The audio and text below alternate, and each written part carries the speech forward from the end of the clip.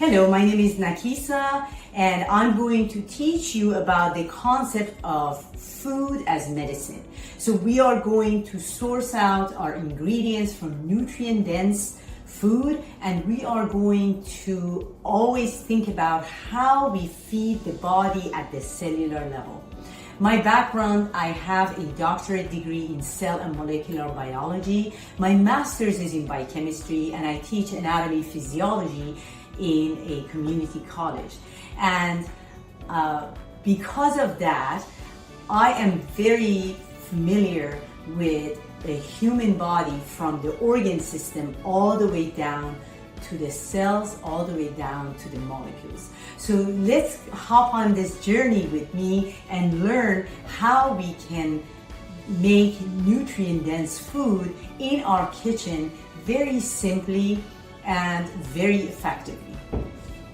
Welcome to my Bioenergized kitchen. Here we're going to learn about anti-inflammatory recipes. We're going to learn how to feed the body at the cellular level, at the mitochondrial level. Mitochondria are the powerhouse of the body, and most chronic diseases are connected to the mitochondria not working properly.